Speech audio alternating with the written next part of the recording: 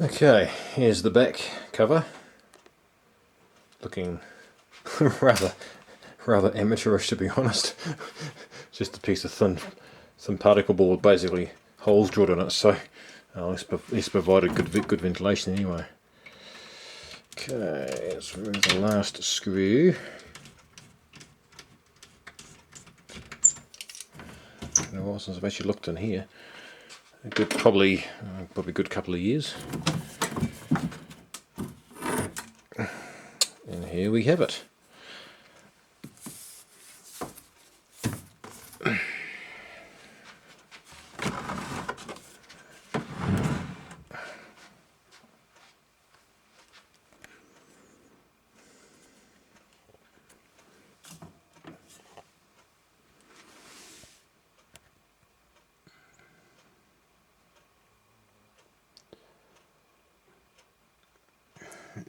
What I really like about this design is the split deck arrangement, where you've got all your front end up here and all your front end sound, all the horizontal oscillator and all that sort of thing up here, and down here you've got power supply, line output stage, vertical output transformer and everything. So yeah, she quite like that idea. It's quite good.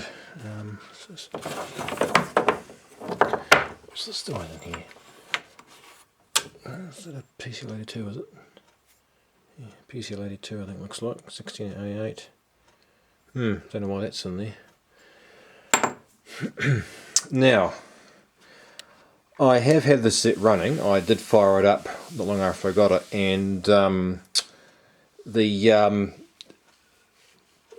blocking transformer and the vertical oscillator, I found one side of the open circuit, so I did get EHG to come up, and I got basically just got a line across the screen. Tried to tune in a channel, I couldn't pick up any signal or any sound or anything like that at all, so it's definitely got problems, but the main fact that the EHT is working and the power supply is working is a good start. Now this chassis is based on an English Marconi / Thorn design. I did see a 405 line set, I can't remember what post it was on there, but it basically looked pretty much like this, and it sort of got me thinking. And a couple of the guys on the UK Vintage TV and radio website also said that yeah, there's definitely a variant of Thorn of some kind anyway. So yes, it's definitely a rather interesting TV. Like I said, it'd be definitely one of its kind. I mean, the actual insides are probably, I mean, to some of you English, oopsie daisy, oh, that screw's long gone. To some of my English viewers, the actual chassis is probably quite a common or a familiar sight. But I gather the rest of it with the Philips speaker and everything, and the cabinet, no, it definitely isn't. So I wonder where that screw went. I'll have to go hunting for that later. Yeah, so what I do like about this though is the ability to work on the top deck. So I'll just take the other screw out, and you can just pretty much just hinge it up like that, and hey presto, you can get inside and actually work on a thing, and it even hinges up and it stays up, which is amazing. Now take a look at those capacitors. What do you think is the first thing I'll be changing when I get this thing going, if I get this thing to produce any kind of signal? Be those bloody Hunt's capacitors. These little black things here are absolute pieces of shit. These things, they're just crap. As I've probably even mentioned in the previous video, I probably don't need to go on about it. Yeah, just shitholer basically. In fact, look at that. That's a very common problem with Hunt's capacitors. It's split. So I'll probably even change some of these anyway before we even start mucking around with the set in any sort of major way. Again, sorry about the lighting, guys. I really need a new camera. This camera just doesn't really do it. So I apologise for the poor quality and the crappy lighting. Yeah, so that makes that side of things really easy to work on. however, oh, it's got some good quality mustard ones in there as well, so that's definitely it's got some good quality mustard caps in there. So those will be okay. Probably some of those resistors would be alright. These ones have probably have gone a wee bit high, but generally find these carbon composition ones are generally pretty good. They don't seem to drift all that much. So it's definitely had some repairs in the past. So the guy who put it together obviously modified it for 65 line, and you know, obviously the circuit's probably not, you know, probably been modified in quite a few ways. Yes, basically it just needs the usual caps and resistors pretty much, or what resistors have drifted off whack anyway. So yeah, so that part's really nice in regards to servicing. I'll put that screw back in there.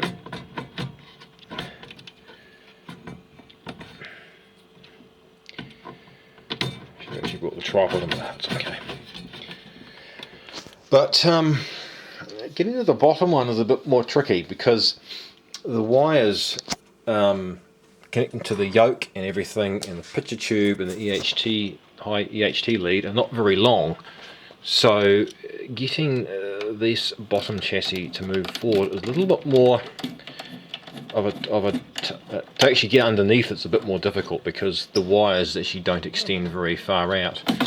I might have to actually make up something maybe for the chassis to sit on or something like that. So I'll just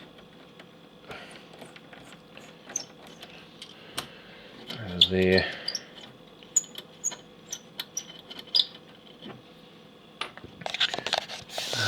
I don't know how far forward I can pull it. Yeah, not very far. Oh, okay, I've actually disconnected. Oh dear, where is that? Where have they come from? Okay, it's a bit of a... Oh, okay. From up here. No, I did not... That's interesting.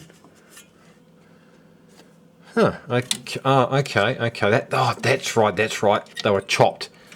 That's right, they were chopped. Yeah, so, yeah, that's right. So I have to reconnect those up again. Maybe even make some extenders for them. But yeah, you can just hang on, I might just unplug that so we don't get a noise that indicates that the tube being nicked. We don't really want that today, do we? So I'll try and have a little look under here. Hang on, I'll just move my light, my 70s counterpoise lamp. So yeah, you can sort of have it.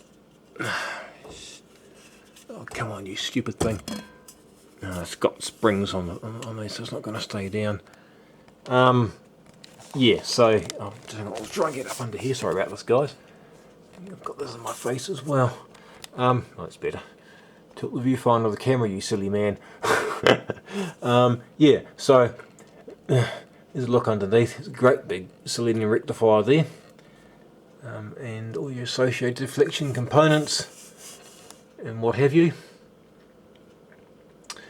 Yeah, so that transformer there, it's open circuit on one side, so it's pretty much what had stopped me from going any further with this TV, because when we're going to get parts for this, I did put a request online and no one responded, so I assumed the answer was pretty much no one had any spare parts. Yeah, so I'll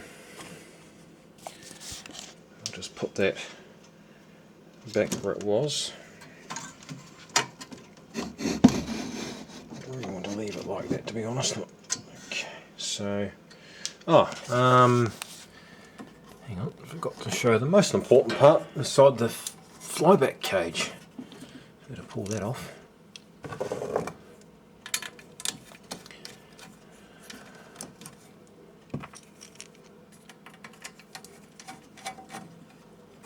Oh, and there's a blue wire too. I'll have to reconnect.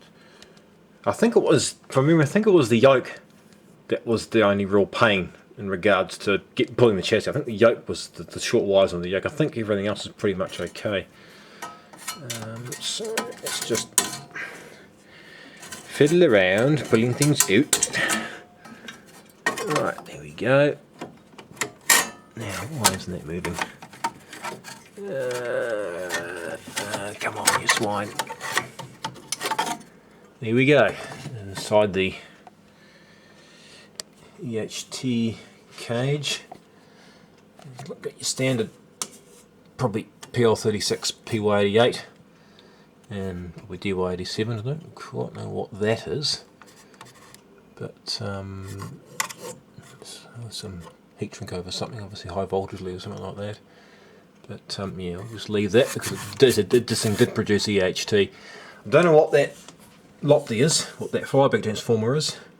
Again, probably some English variant of something. It's a Phillips or a Pyre or Thorn, I don't really know actually. I seem to recall somebody muttering something about it. On a comment to the post about this, but I'll have to go back and just have a look and see what someone actually said. I did recall someone saying something about it. I quite can't remember.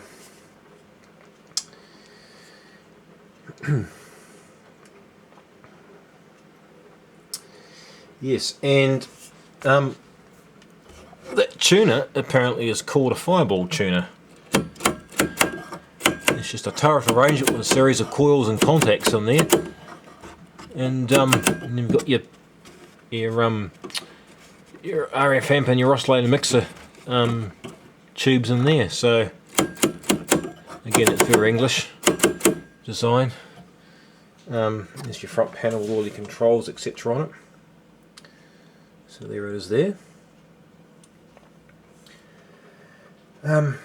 So yeah, back to what I was saying about the problem with it, with having the open circuit blocking transformer and the vertical oscillator. I was thinking to myself, well, where am I going to get parts for this thing? And basically sat on it. Well, would you believe it? About probably about 6-7 months ago, or maybe even longer. Went to one of our radio club meetings, and one of the guys there knows I'm into collecting old TVs, and he rang me up and he said, "Look," he said, "I've got some stuff to bring along to you today." He said, "I was cleaning out an attic with some friends of ours. We're doing some house renovations, and he came across some old TV parts and TV tubes. He said, would you like all the spare parts?" And I said, "Yes, please."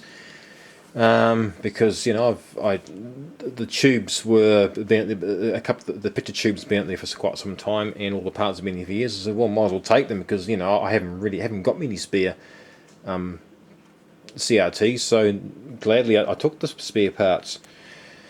I said, yeah, bring them along to the meeting. So he did, and would you believe it? He opened the box, and I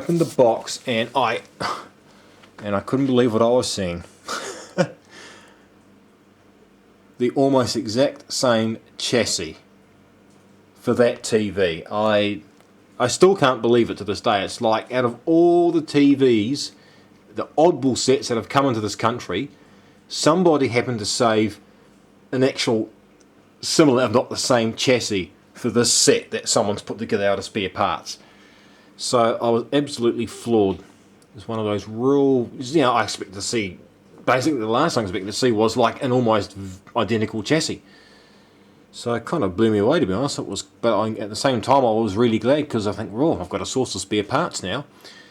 Yeah, it's and what's interesting for you American viewers, this one is actually branded, would you believe it, Philco, but made in Great Britain. Now I'm led to believe that from the comments I got, or the responses I got online, this was an export chassis of an overseas designated market. So yeah, probably hence. So that's probably what this here is probably an export chassis, and the guy's known that and he's brought it over with him. And yeah, it's got like even the controls. The control layout is basically the same as that, even the same knobs, and even the tuner is, again, the tuner is like that actual whole panel is pretty much this. So very, very interesting indeed. And the best part with it as well is it's got the same, I'll just swing it up, show you underneath the thing. It has got the same transformer, and I've checked it with the meter, and it has got continuity on both primary and secondary windings. So that's pretty much a good indication that that transformer is probably okay. So I think the first thing I'll be doing with this is I'll probably remove that and put it in there, and then try applying the power again with the variac, and actually seeing we do get a raster that fills the screen and basically indicate the vertical stage is working. So this is pretty much what you're looking at here, is pretty much what it's like underneath there, as I was just showing you before. So yeah, very interesting, very, very interesting indeed. On the side here, there's your EHT cap. Yeah, it's pretty much basically the same looking chassis. So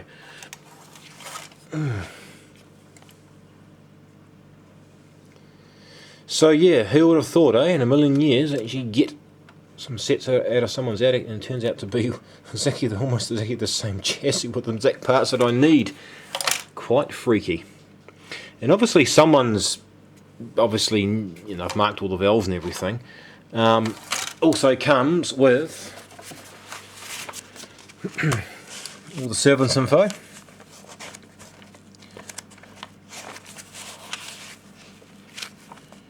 So there's all your component locations and all that sort of thing. Your block diagrams and voltages and currents and all that sort of thing. Alignment, which is handy. Circuit notes, obviously explaining how each circuit and each stage operates.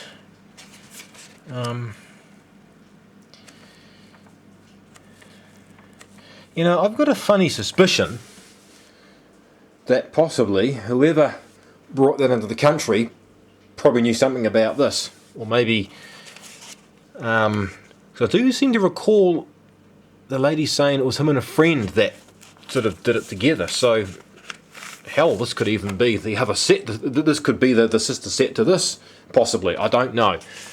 I really don't know. And the bit I like, for those of you who are challenged, who are eyesight challenged, a nice big thumping circuit. So nice and easy to follow. I've actually got a smaller one here as well. It's just a smaller circuit. But this is like a. Actually, this one here has been. This one here, actually, hang on. This is the first time. Okay, this one here has actually been hand drawn. This is a factory one. Going by that, and this one here is actually hand drawn, or been, yeah, someone's actually hand drawn it. Obviously to make it bigger. Well, maybe the guy had problems with his eyesight, which is I'm sort of thinking. Yeah, it's the same circuit. Yeah, so pretty much transformer set, series wide filaments, drop-in resistors, voltage doubler in the power supply. It's yeah, so it's a fairly standard, bog standard sort of design for the time.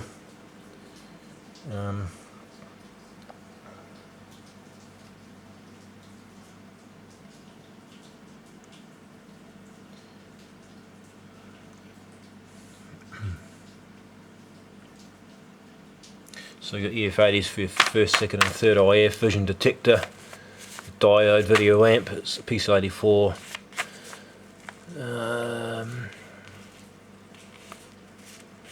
There's PCF80 for the video, CF, sound IF, PCL84, PCF80, IF and sound limiter, ratio detector, 6AL, EB91, 6AL5, I think PCL82 for the sound.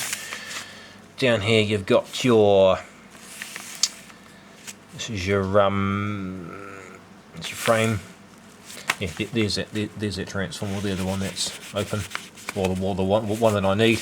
That's part of your oscillator. That's your drive, your frame oscillator, frame output. Here's your sync separator, noise avoidance amplifier, phase discriminator in here, a couple of diodes, line oscillator, frame output, line output, vertical oscillator.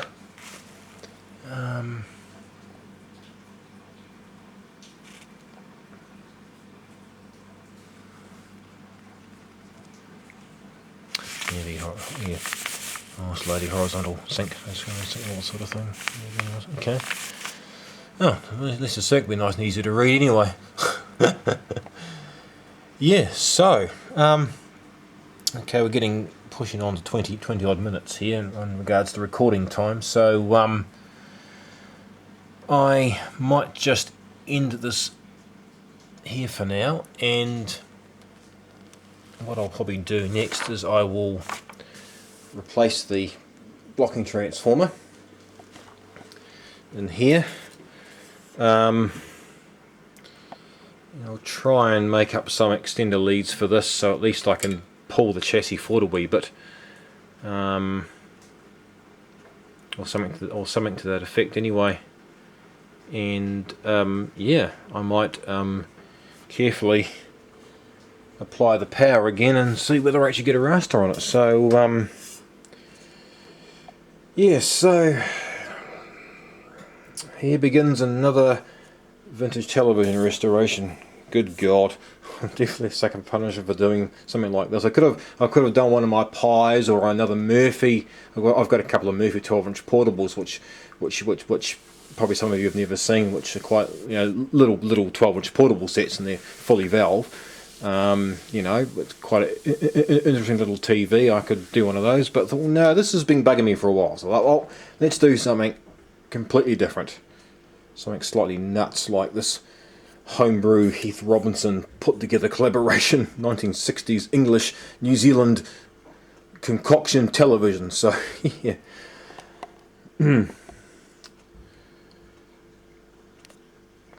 Alright, well, I'll end this video here, and we'll basically film again with the next update, and probably be part 3. Yeah, alright, so until then, bye for now.